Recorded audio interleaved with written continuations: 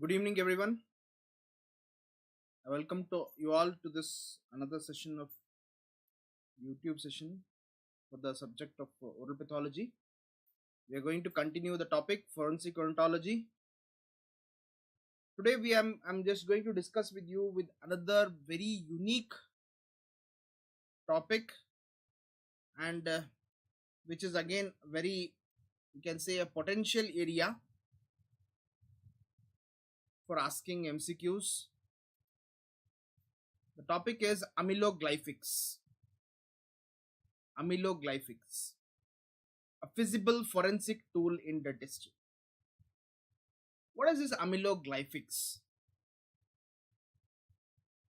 Amylo means what? Something related to enamel. We know amyloblasts, right? Those are the cells which produce enamel.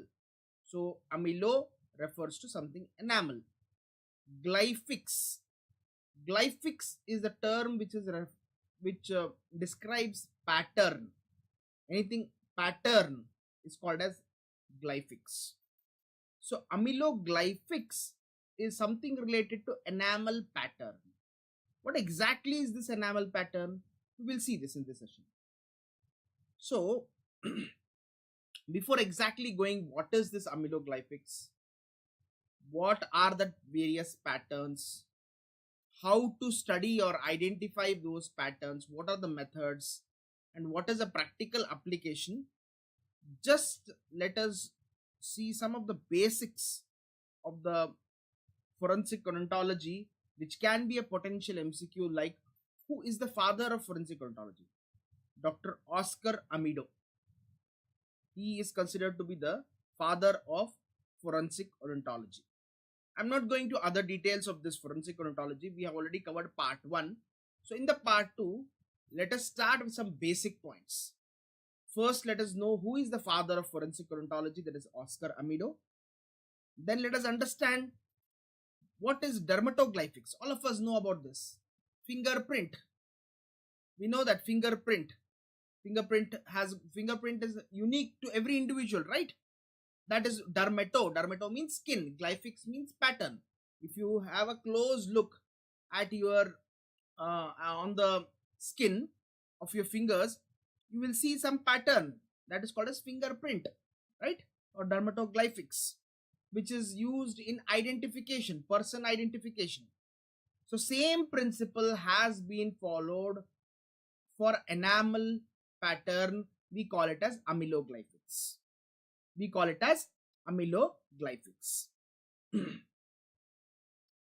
Amyloglyphics is the other term for tooth print or tooth print. It is also known as tooth print. Now, what exactly is this tooth print? It's a vague way to say tooth print. All of us know that enamel is basically made of something called as enamel rods. Like how a body, human body, is made up of cells. Cells are the basic structural and functional unit of any life. Same way, the basic structural unit of enamel is enamel rods. Those enamel rods are studied by the method called as amyloglyphics. So amyloglyphics is the method or the study of the enamel rod end. Enamel, exactly, you don't study the enamel rod. Rod ends. See, enamel rod is in the entire enamel. So the rod end which is there on the surface of the enamel, that has got various patterns. That is called as enamel rod end patterns.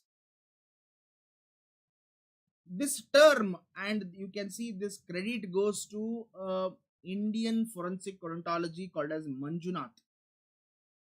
He has developed this amyloglyphics, and this from India has now been very you can say practically followed. Practically, a lot of research has been done in Western countries, particularly US. So amyloglyphics has been a potential area for research in Western countries. But the credit goes to an Indian forensic odontologist Manjunath. So you should, this is also a very important point you should be aware of. So exactly what is amyloglyphics is to study the enamel rod end patterns. Now before exactly going to what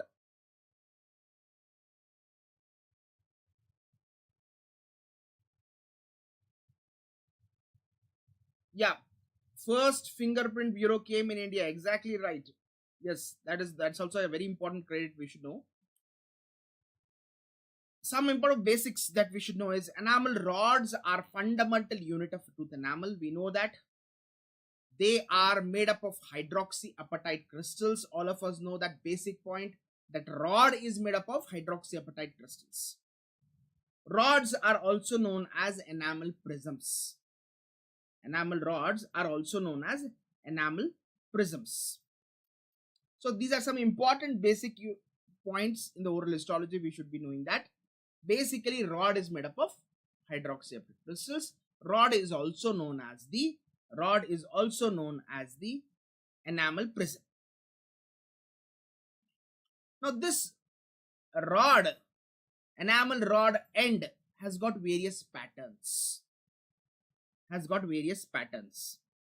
Now what are the patterns? There are three patterns mainly.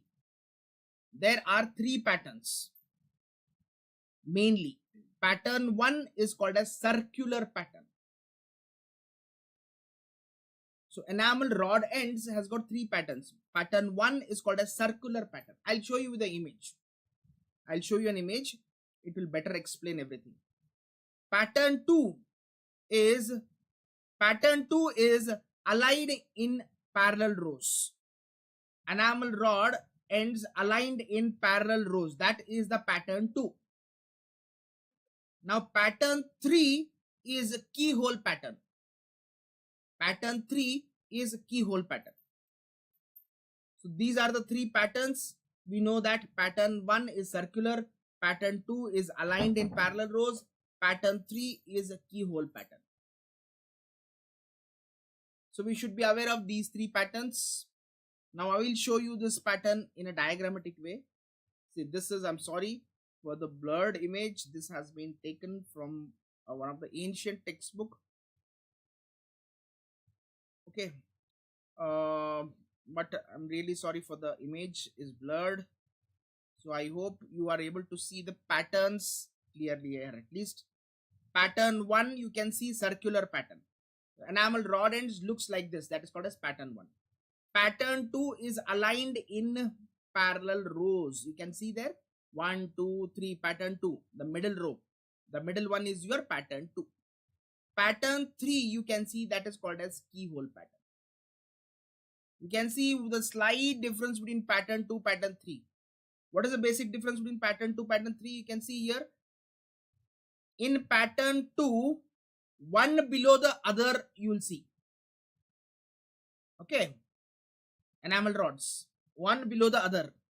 Whereas in pattern 3, you see here, there is enamel rod between. So that is the basic difference you should know. In the, see here. Here you will see here basically. Look at this. Whereas these are in one line. These are in one line. These are in one line. Whereas in pattern 3, you can carefully see that the head and tail of different rods will coincide. So that orientation is called as keyhole pattern. That orientation is called as keyhole pattern. Okay. So that's about the enamel rod end patterns. Pattern 1, pattern 2 and pattern 3. We have understood that with the diagram. Now, what are the various methods to study the patterns? One important potential MCQ we should be aware that this could be how to study amyloglyphics using which microscope? Using scanning electron microscope. That could be a potential MCQ. Which electron microscope can, or which method can be used to study the enamel rod end patterns or amyloglyphics is scanning electron microscope. Now, what are the various methods? How to study the enamel rod ends? The most, you can say, the routinely followed one is acid etch technique. All of us know about this acid etch technique in composite restorative material. We are aware of this. The same one is followed here also. The mineral component will be removed by acid. Thereby what happens is, this is called as etching. Now what that etching will do, uneven dissolution of the enamel surface, and it also removes the smear layer. So the etchants which you commonly use are 10% citric acid, 10% phosphoric acid, 10% malic acid, 2.5% oxalic acid, 2.5% nitric acid.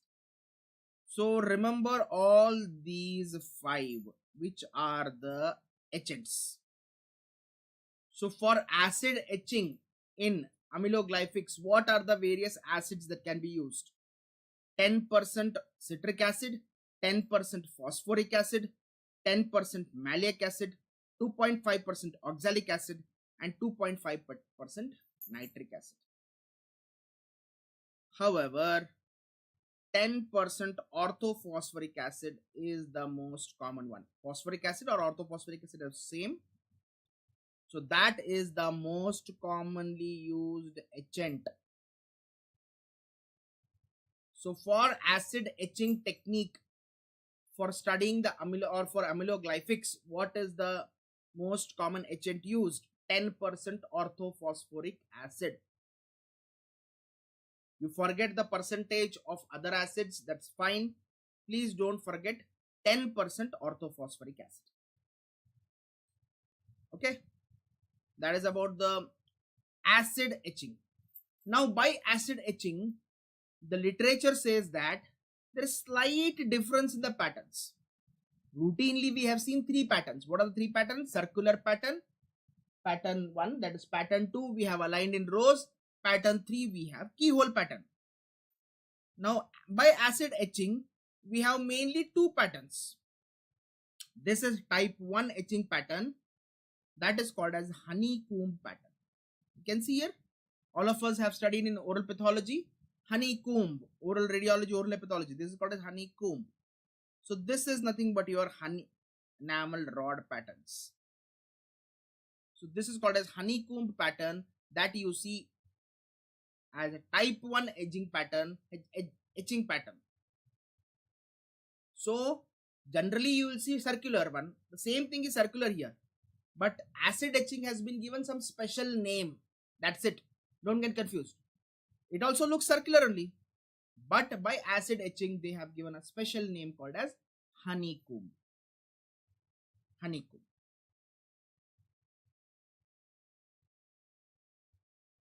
Type 2 pattern. Type 2 pattern is called as cobblestone pattern. Cobblestone, all of us know about that, right? Where do you see cobblestone appearance of the buccal mucosa? All of us know that Crohn's disease. Crohn's disease is one particular disease that is called as enteropathy, where patients will have cobblestone buccal mucosa. So similarly, cobblestone appearance on acid etching is type 2 pattern. Type 2 pattern. It is almost same like your keyhole, but slight different. So remember this cobblestone pattern. So acid etching technique for amyloglyphics will have 2 patterns, type 1 and type 2. Type 1 is basically the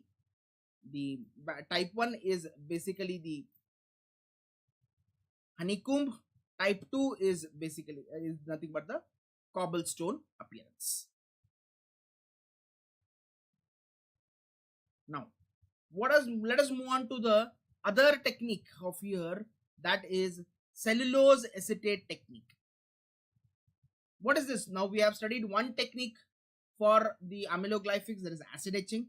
Now we are studying the second technique, that is cellulose acetate.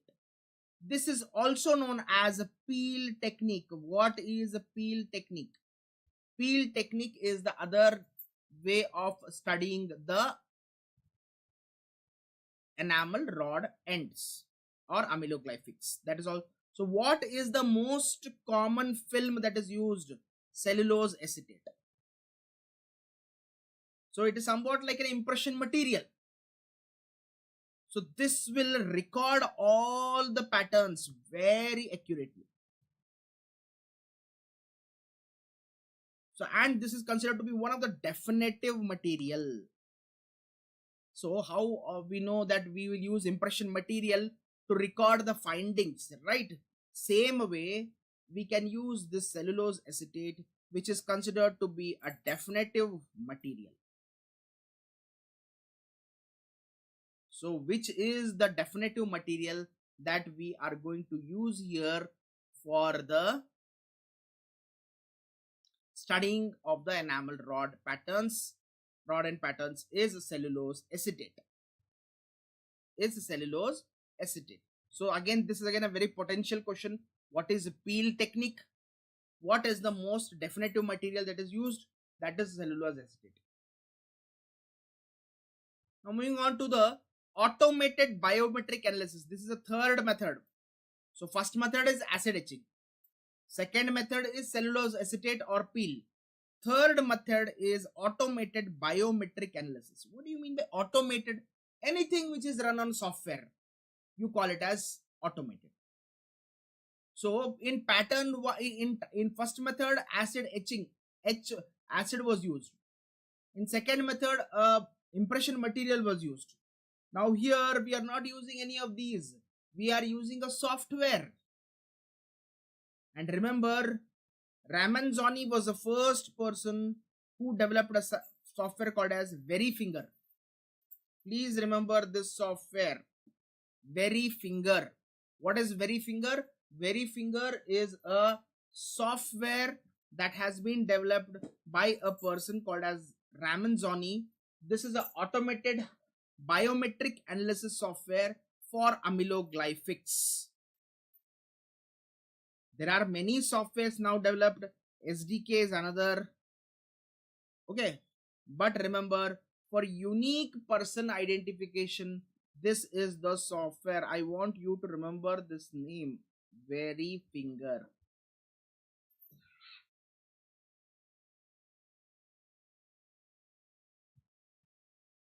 Okay. So that is about the how are we going to identify or how are we going to record the enamel rod end patterns, that is amyloglyphics. Now coming to how are we going to apply this? We understood what is amyloglyphics. We understood how to record that. Now coming to the most important part, practical application. Coming to practical application here, what we should know here is, we know that DNA analysis, fingerprint, DNA pattern, dental patterns are all used for personal identification. But remember, when a human body is decomposed, okay, in any kind of accidents or flight crashes or whatever is that, where there is fire involved, so the body is decomposed. In such cases, there are only small fragments of calcified tissue available for identification. In such case, teeth is an ideal tissue that can be used for identification.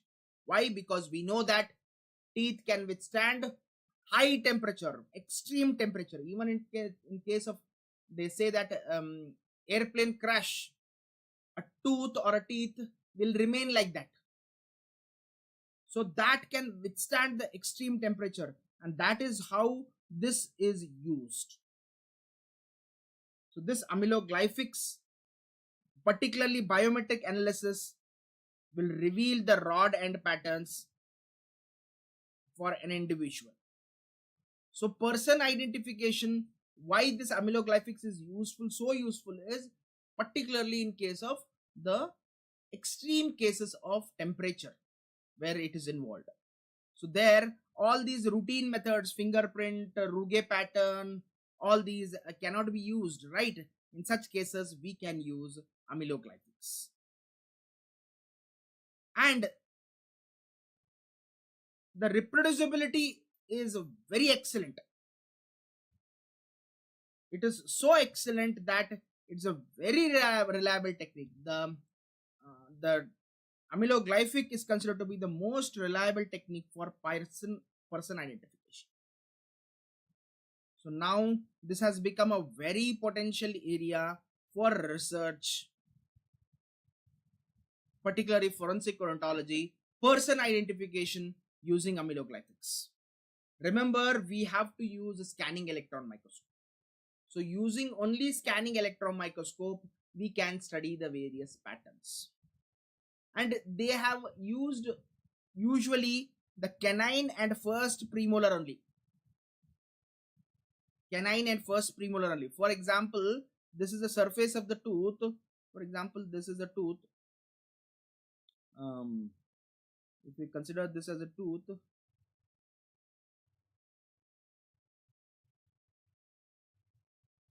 this surface, whatever is there, this is called as this surface has got rodents. So this surface basically you use mainly this is the root part, right? This is the root part.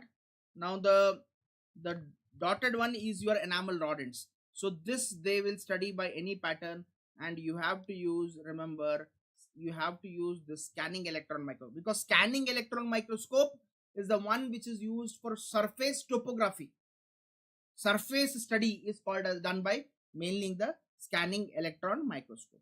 So usually use canine and first premolars for amyloglycics. Okay, so we have got lot of potential MCQs here. That amyloglycics, what is the most common impression material or the reproducing material that is used? Cellulose acetate. What is the most common tooth that is used here? What is a peel technique? What is a peel technique? And then what is the name of the software, biometric software that is very finger? Okay, then what are the various what is the most common etchant that is used? 10% orthophosphoric acid. Okay, then the names of the patterns, which is pattern 1, pattern 2 and pattern 3. And last but not the least, you should know the name of the scientist, that is Manjunath, who has developed this amyloglycics in India. Okay, so thank you so much for this patient listening, and with this we complete the part 2 session of the forensic odontology. Any doubts, you can comment it below. Otherwise, thank you so much.